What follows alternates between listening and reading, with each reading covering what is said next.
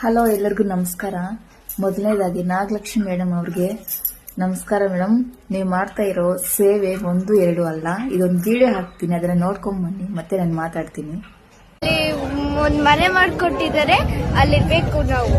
ನೀವು ಹಾಕೊಳ್ಳೋ ಎಕ್ಕಡ ಎಲ್ಲ ಹೊಲಸು ತುಳ್ಕೊಂಡು ಎಲ್ಲ ಗಲೀಜ್ ತುಳ್ಕೊಂಡು ಊರ್ ಸುತ್ಕೊಂಬತ್ತೈತೆ.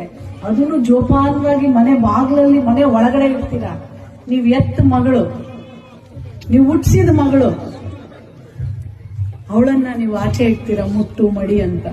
ಯಾವ ದೇವರು ಮೆಚ್ಕೋತಾನೆ? ಯಾವ ದೇವರು ಮೆಚ್ಕೊಳ್ಳಲ್ಲ.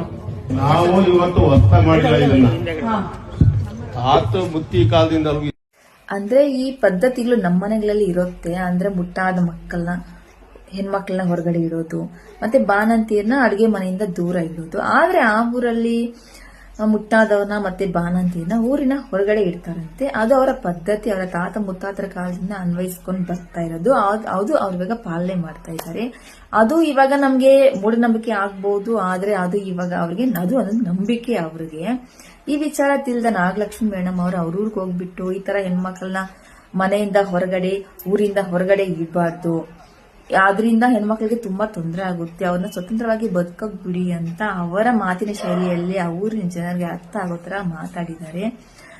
ಆ ಮ್ಯಾಮ್ನ ಮಾತಿಗೆ ಬೆಲೆ ಕೊಟ್ಟು ಆ ಊರಿನ ಮುಖ್ಯಸ್ಥರು, ಆ ಊರಿನ ಜನರು ಎಲ್ಲ ನಾವಿನ್ಮೇಲೆ ಈ ಪದ್ಧತಿಯನ್ನ ಪಾಲನೆ ಮಾಡಲ್ಲ, ಇಲ್ಲಿಗೆ ಬಿಡ್ತೀವಿ ಅಂತ ಹೇಳ್ಬಿಟ್ಟು ಮ್ಯಾಮ್ಗೆ ಮಾತು ಕೊಟ್ಟು ದೇವರ ಹತ್ರ ಪ್ರಮಾಣ ಮಾಡಿ ಆ ಊರಿನ ಜನರು ಅವರ ದೊಡ್ಡಸ್ತಿಕೆಯನ್ನು ತೋರಿಸ್ಕೊಂಡಿದ್ದಾರೆ. ಅಂದ್ರೆ ಒಬ್ಬರನ್ನ ಬದಲಾವಣೆ ಮಾಡ್ಬೋದು, ಒಂದ್ ಮನೆಯಲ್ಲಿ ಬದಲಾವಣೆ ಮಾಡ್ಬೋದು, ಆದ್ರೆ ಇಡೀ ಊರಿನ ಜನರನ್ನು, ಅವರ ಆಚಾರ, ಅವರ ವಿಚಾರ, ಅವರ ಪದ್ಧತಿಯನ್ನು ನಾಗಲಕ್ಷ್ಮಿ ಮೇಡಮ್ ಅವರು ಬದಲಾವಣೆ ಮಾಡಿದ್ದಾರೆ. ಇಂತಹ ಬದಲಾವಣೆ ಮಾಡಕ್ಕೆ ಯಾರಿಂದನೂ ಸಾಧ್ಯ ಇಲ್ಲ ಮೇಡಮ್, ಅದು ನಿಮ್ಮಿಂದ ಮಾತ್ರನೇ ಸಾಧ್ಯ. ಆ ಊರಿನ ಹೆಣ್ಮಕ್ಳಿಗೆ ಅವ್ರ ತಾಯಿ ಜನ್ಮ ಕೊಟ್ಟಿದ್ರೆ ನೀವು ಅವ್ರಿಗೆ ಪುನರ್ಜನ್ಮ ಕೊಟ್ಟಿದ್ದೀರಾ, ಹೊಸ ಅಧ್ಯಾಯನ ಸೃಷ್ಟಿ ಮಾಡಿದ್ದೀರಾ. ನೀವು ಮಾಡಿರೋ ಈ ಬದಲಾವಣೆ ಆ ಹೆಣ್ಮಕ್ಳು ಎಷ್ಟು ವರ್ಷಗಳಾದ್ರೂ ಮರೆಯಲ್ಲ. ಆ ಊರು ಇರೋವರೆಗೂ ನೀವು ಮಾಡಿದ ಈ ಬದಲಾವಣೆ ಮರೆಯಕ್ಕೂ ಆಗಲ್ಲ.